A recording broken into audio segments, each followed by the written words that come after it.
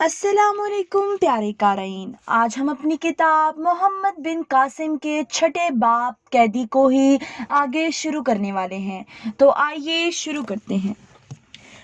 प्रताप राय के महल के पाए बाग में जुबैर और अली नारियल के दो दरख्तों के साथ जकड़े हुए थे।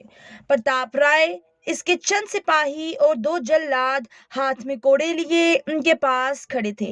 अली और जुबैर की झुकी हुई गर्दनें और अरियां सीनों पर जरबों के निशानात ये जाहिर कर रहे थे कि इन्हें नाकाबिले बर्दाश्त जिस्मानी अजियत पहुंचाई जा चुकी है। एक सिपाही ने जयराम की आमद की इत्तला दी और प्रताप राय का इशारा पाकर जल्लाद जुबैर और अली पर कोड़े बरसाने लगे। जुबैर एक चट्टान की तरह खड़ा था, लेकिन अली की कुव्वत बर्दाश्त जवाब दे चुकी थी और कोड़े की हर जद के साथ इसके मुंह से चीखें निकल रही थीं। बाहर के दरवाजे में पांव रखते ही अली की चीखों पुकार सुनने के बाद जयराम अंदर भाग आया। इसने भागकर दोनों जल्लादों को यके बाद दीगरे पीछे धकेल दिया और प्रताप राय की तरफ मुतवज्जा होकर कहा, ये जुल्म है, ये पाप है। आपने मुझसे वादा किया था कि आपने इनका फैसला राजा पर छोड़ दिया है। प्रताप राय ने अली की तरफ इशारा करते हुए जवाब दिया, ये लड़का सिपाहियों ने शहर से तलाश किया है। मालूम होता है कि ये तुम्हारी बहन के साथ ही जहाज पर से रोपोश हुआ था और उसके बाकी साथी शहर के आसपास कहीं छुपे हुए हैं। जयराम ने आगे बढ़कर अली से पूछा, तुम कहाँ थे? मेरी बहन कहाँ है? अली ने सिरापाए इल्तिजा बनकर इसकी तरफ देखा और फिर गर्दन झुका ली। जयराम ने कहा, अगर तुम्हें माया देवी के मुतालिक कुछ मालूम है तो बता दो, मैं तुम्हें बचा सकता हूँ। अली ने दोबारा गर्दन उठाई और चिल्ला चिल्ला कर कहना शुरू किया, मुझे मालूम नहीं, मैं सच कहता हूँ, मुझे इनके मुतालिक मालूम नहीं। मैंने जहाज पर से कूदने से पहले इन्हें तलाश किया था, लेकिन मुझे मालूम नहीं कि वो कैसे गायब हुए। जयराम ने पूछा, तुम शहर में कैसे पहुंचे? मैं जहाज से कूदकर समंदर के किनारे एक कश्ती में छुप गया था। आज मैं शहर पहुंचा और सिपाही मुझे पकड़कर यहाँ ले आए। तुम सब जालिम हो, मैंने तुम्हारा कोई कसूर नहीं किया। जयराम ने जुबैर की तरफ देखा, लेकिन हैरानी, गुस्सा, नदामत और अफसोस के जज्बात के हिजान में वो उससे मुखातिब होने के लिए मौजू अल्फाज तलाश न कर सका। इसकी आंखें एक बार उठीं और झुक गईं, होंठ कपाए और एक दूसरे से पेवस्त हो गए। इसने प्रताप राय की तरफ मुतवज्जा होकर कहा, आप इन्हें छोड़ दें, मुझे इन पर कोई शबा नहीं। प्रताप राय ने कहा, मैं इन्हें कैसे छोड़ सकता हूँ? अगर तुम्हारी बहन जहाज पर थी तो इनको यकीनन ये इल्म होगा कि वो कहाँ है।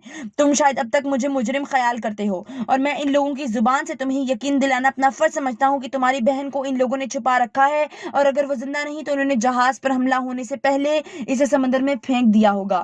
अब या इन्हें अपने जुर्म का इकबाल करना पड़ेगा और या तुमको तस्लीम करना पड़ेगा कि तुम्हारी बहन जहाज पर थी ही नहीं और तुमने मुझे मरूब करने के लिए ये बहाना तलाश किया था। प्रताप राय ने फिर जल्लादों को इशारा किया और वो जुबैर और अली पर फिर कोड़े बरसाने लगे। जयराम चिल्लाया, ठहरो ठहरो, ये बेकसूर हैं, ये जुल्म है, इन्हें छोड़ दो। लेकिन इसकी चीखों पुकार बेअसर साबित हुई। इसने आगे बढ़कर एक जल्लाद के मुंह पर घूंसा रसीद किया, लेकिन प्रताप राय के इशारे से चंद सिपाहियों ने इसे पकड़कर पीछे हटा दिया।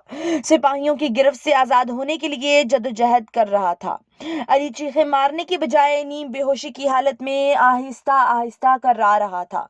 जुबैर हर कोड़े की जरब के बाद जयराम की तरफ देखता और फिर आंखें बंद कर लेता। बिलाखिर अली के कराहने की आवाज बंद हो गई और गर्दन उठाने और आंखें खोलने के लिए जुबैर की ताकत भी जवाब दे गई।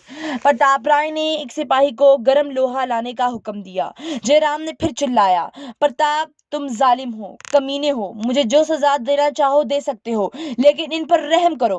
प्रताप राय ने गरज कर कहा, मुझे तुम्हारी बदजुबानी की परवाह नहीं, मैं तुम्हारा फैसला महाराज पर छोड़ूंगा, लेकिन इस वक्त इनकी जान मेरे कब्जे में है। मैं इनकी आंखें निकलवा दूंगा, इनकी बोटियां नोच डालूंगा।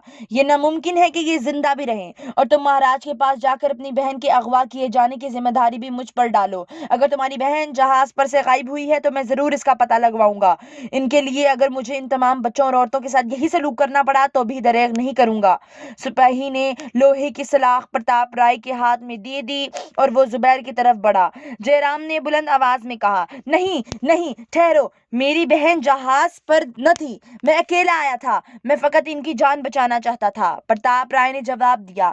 لیکن مجھے کیوں کر یقین آئے کہ تم راجا کے سامنے ایسی کہانیاں بیان کر کے اسے میرے خلاف نہیں بھڑکاؤ گے؟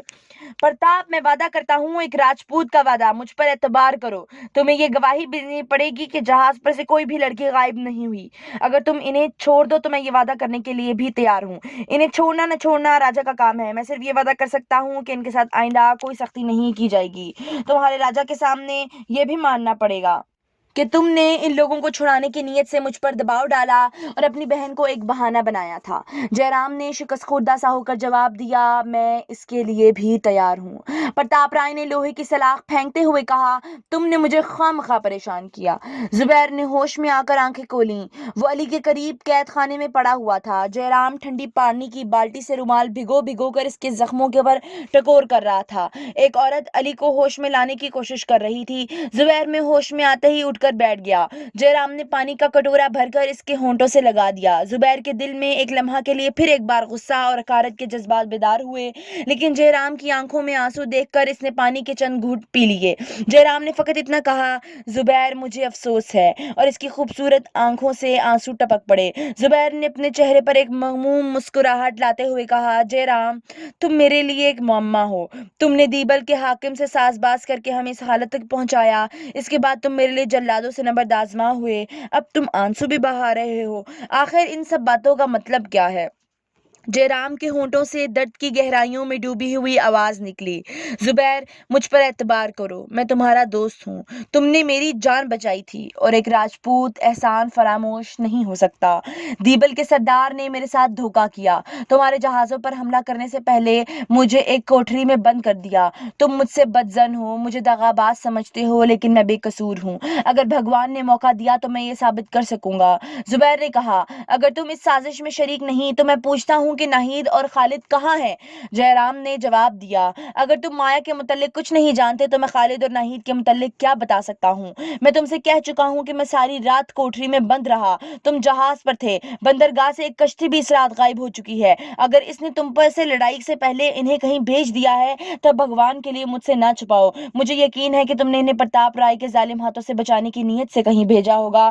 مجھے صرف اتنا بتا دو کہ مایا زندہ ہے اور کسی محفوظ جگہ پر ہے۔ میں وعدہ کرتا ہوں کہ تم پر کوئی آنچ نہ آنے دوں گا۔ میں پرتاپ رائے کو یقین دلا چکا ہوں کہ میری بہن میرے ساتھ نہ تھی، ورنہ وہ آج تمہیں زندہ نہ چھوڑتا۔ زبیر نے جواب دیا، کاش میں تم پر اعتبار کر سکتا۔ تم دونوں ناہید کو چھپا کر مایا کی ذمہ داری ہمارے ساتھ اس لیے تھوپ رہے ہو کہ ہم راجا سے ناہید اور خالد کے متعلق سوال نہ کر سکیں۔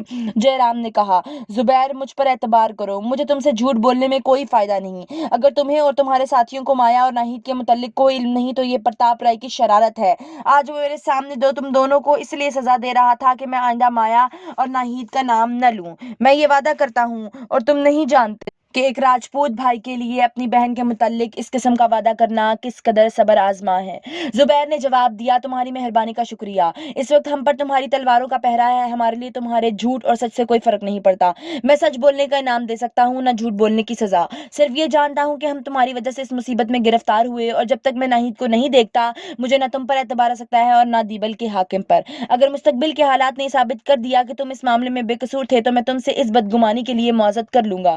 اگر دیبل کا حاکم قصوروار ہے تو تمہیں تمہاری کوشش یہ ہونی چاہیے کہ ہماری آواز راجا کے کانوں تک پہنچ جائے۔ میں تمہیں یقین دلاتا ہوں کہ مجھے اور میرے ساتھیوں کو خالد، ناہید اور تمہاری بہن کے متعلق کوئی علم نہیں۔ دوسرے جہاز سے سرندیپ کے ملاحوں نے ہمارے جہاز کے چند آدمیوں کو ایک کشتی پر سوار ہوتے دیکھا تھا۔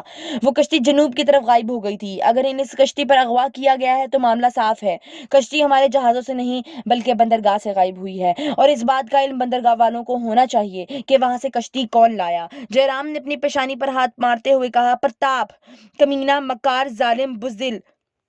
زبیر، بھگوان کے لیے میری خطا معاف کر دو، میں نے تم پر شک کیا، میں نادم ہوں۔ زبیر کو ان الفاظ سے زیادہ جے رام کی پرنم آنکھوں نے متاثر کیا، اور اس نے جے رام کے کندھے پر ہاتھ رکھتے ہوئے کہا، جے رام، تم جاؤ، انہیں تلاش کرو۔ پرتاپ رائے ظالم بھی ہے اور مکار بھی، اسے اپنے دل کا حال نہ بتانا، ورنہ تم اپنی بہن کو تلاش نہ کر سکو گے اور نہ راجا ہی کے کانوں تک کی خبر پہنچ سکے گی۔ جے رام اٹھ کر قید خانے کی کوٹری سے باہر نکل آیا۔